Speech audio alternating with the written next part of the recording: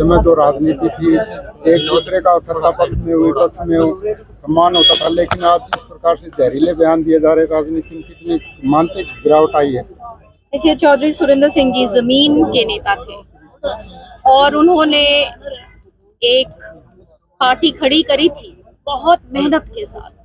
एक एक क्षेत्र में एक एक कार्यकर्ता को उन्होंने अपने आप पे रोया था, घंटों तक सफर में रहते थे और एक एक को नाम से जानते थे। एक एक मुझे बताया करते थे कि हर गांव में, पूरे हरियाणा में कम से कम वो 10 लोगों को बाय नेम जानते थे। तो बहुत मेहनत, उनकी कड़ी तपस्या थी और जमीन से जुड़कर उन्होंने हमेशा लोगों की भलाई की राजनीति करी, भाईचारे की राजनीति करी और उसमें उतार चढ़ाव उन्होंने देखे। उससे और भी वो मंच के ऊपर निकले और उनका नेतृत्व और भी स्ट्रॉन्ग हुआ।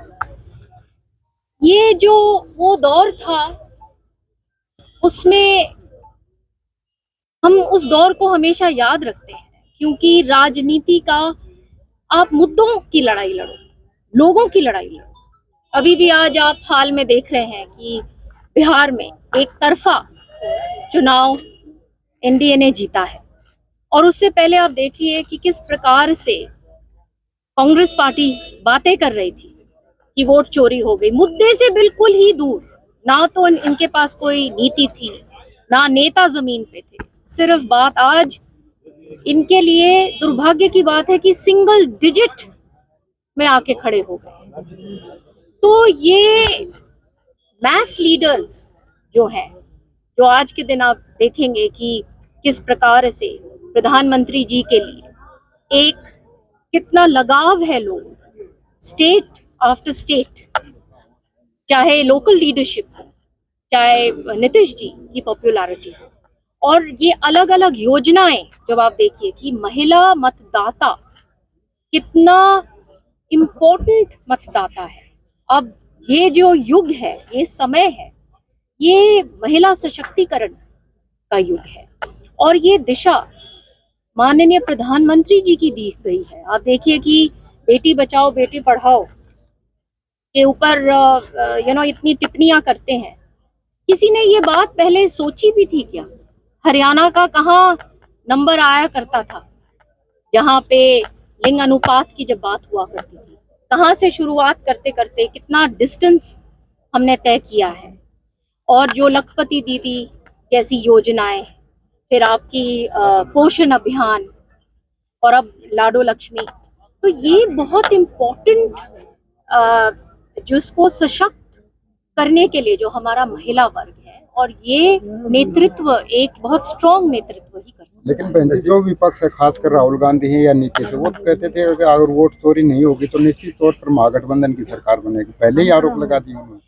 देखिए, एक तो बाहर खड़े होके आप किसी भी और अन्य प्रदेश में या विदेश में जाके कोई भी बातें कर लीजिए, ग्राउंड पे वो स्टेट ने दिया है ना।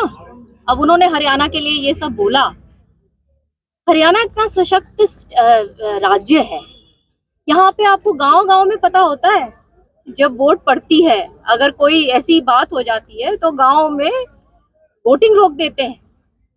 एक एक पता होता है किसका वोट कहाँ है गांव वालों को।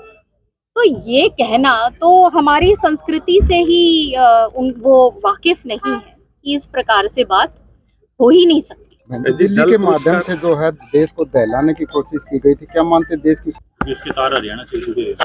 देखिए, माननीय प्रधानमंत्री जी ने, ये वो प्रधानमंत्री हैं जिसने ऑपरेशन सिंदूर किया है और आप इस चीज से बिल्कुल ही ये तय है कि जो परपेट्रेटर्स हैं इस क्राइम के, उनको कड़ी सी कड़ी सजा मिलेगी।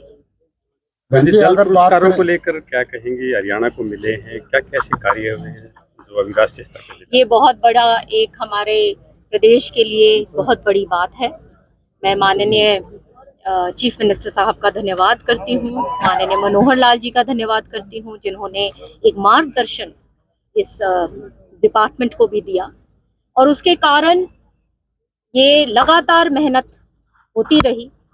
और चाहे ग्राउंड वाटर रिचार्जिंग की बात हो या अन्य प्रोजेक्ट्स की बात हो, तो हमारा प्रदेश तीसरे नंबर पे आया है और मेहनत करेंगे और कोशिश करेंगे कि आगे इससे और अच्छा पुरस्कार लेके आए। हरियाणा कांग्रेस के बाद कांग्रेस छोड़ी है। आगे देखिएगा, अभी 4 साल बाकी हैं, अभी तो बहुत लोग छोड़ेंगे, कांग्रेस रहेगी ही नहीं। बहन जी, अगर बात करें जो कांग्रेस के प्रदेश अध्यक्ष, वो कहते हैं कि CLU सिटी कांड का केस उन पर शुरू कर दिया। अब नेता प्रतिपक्ष कह रहे हैं कि मानेसर लैंड का जो केस उनका था उस पर सुनवाई नहीं हो रही, तो क्या वो कहते हैं कि राजनीतिक द्वेष भावना रखते बीजेपी? और क्या कह सकते हैं, उनके पास तो कुछ है नहीं, लगातार चुनाव हार रहे हैं, लगातार सेंटर उन्हीं को बागडोर दे रहा है, पता नहीं क्या विवशता है उनकी, वो ही जवाब दे सकते हैं। सब जानते हैं कि किस तरीके से उनके ऊपर जो भी एलिगेशंस हैं, सब पता है कि उनके कार्यकाल में किस प्रकार से काम धन्यवाद।